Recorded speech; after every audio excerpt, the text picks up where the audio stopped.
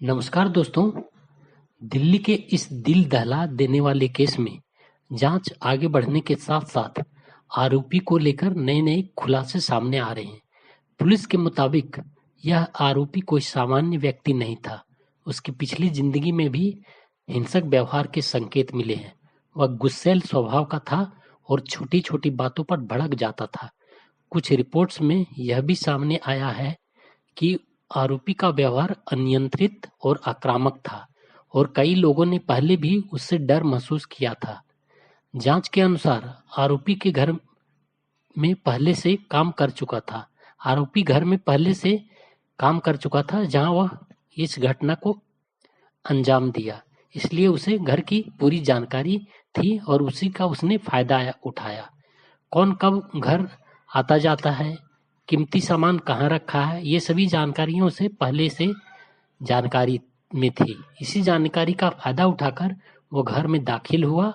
शुरुआत में इरादा चोरी का था बताया जा रहा है, लेकिन हालात इतनी तेजी से बिगड़ गए, उसके बाद जो हुआ वह बेहद ही दर्दनाक और भयावह था।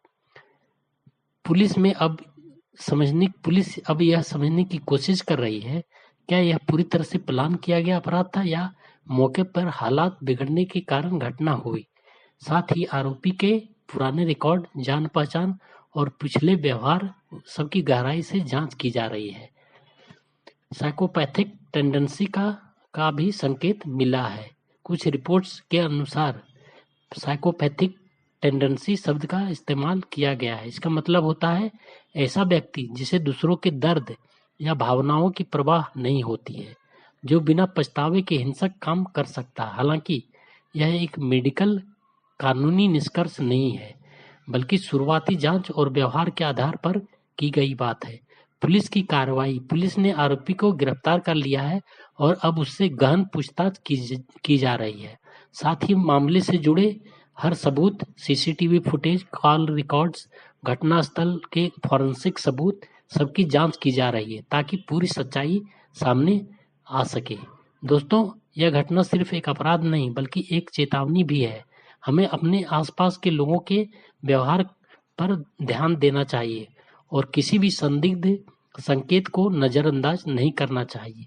दोस्तों, भयावह घटना घटी है जो कि अभी चर्चा का विषय दिल्ली में बना हुआ है और इनफैक्ट ऑल ओवर इंडिया में इसे कवरेज मिल रही है, जो कि बहुत ही भयावह, बहुत ही दुखद। एक होनहार बच्ची जो कि देश की सेवा करने के लिए जद्दोजहद कर रही थी और यूपीएससी की तैयारी कर रही थी, उसकी इस तरह से नृशंस हत्या कर दी गई और जघन्य वारदात उसके साथ अंजाम दी गई। बहुत ही शर्मनाक है। इसकी जितनी इन सब लोगों को कठोर से कठोर सजा मिलनी ही चाहिए।